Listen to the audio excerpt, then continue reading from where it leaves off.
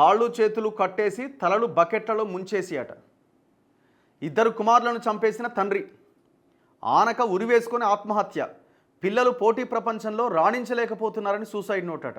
ఈడుకుడు ఎట్లా తయారైపోయి చూడండి. మరి కనడం ఎందుకు, వాళ్ళ జీవితాలను ఆగం చేయడం ఎందుకు? వానపల్లి చంద్రకిషోర్ భార్య తనూజ భార్యను నమ్మించి పిల్లల్ని ముంచేసిండట. బాబా, బిడ్డలను కంటికి రెప్పలా కాపాడాల్సిన తండ్రే కాలయముడిగా మారిండు. వారి జీవితాలను చిదిమేసిండు. కాళ్ళు చేతులను తాళ్లతో కట్టేసి నీళ్ల బకెట్లలో తలను ముంచేసి ఊపిరి తీసిండు. ఆ తర్వాత తాను కూడా ఆత్మహత్యకు పాల్పడ్డాడు. కేంద్ర ప్రభుత్వ ఉద్యోగం, సొంత ఇల్లు, మంచి కుటుంబం ఉన్న ఈ పోటీ ప్రపంచంలో తన పిల్లలు రాణించలేరని, దీంతో వారిని చంపేసినట్లుగా ఆ సూసైడ్ నోట్లో పేర్కొన్నాడు. హోలీ పండుగ రోజు కాకినాడలోని సుబ్బారావు నగర్లో జరిగిన ఈ దారుణం తీవ్ర విషాదం నింపింది.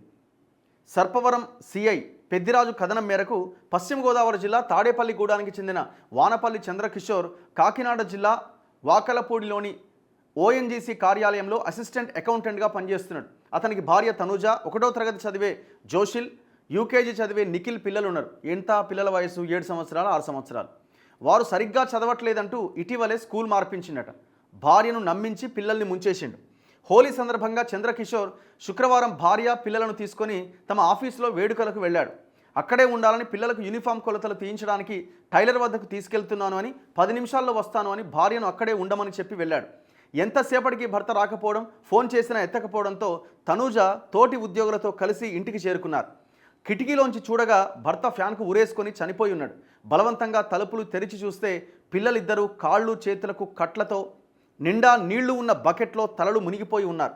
ప్రస్తుత పోటీ ప్రపంచంలో తన పిల్లలు పోటీ పడలేకపోతున్నారని, వారికి భవిష్యత్తు లేదని, అందుకే ఇద్దరు పిల్లలను చంపి తాను కూడా చనిపోతున్నానని చంద్రకిషోర్ సూసైడ్ నోట్లో రాసిండు.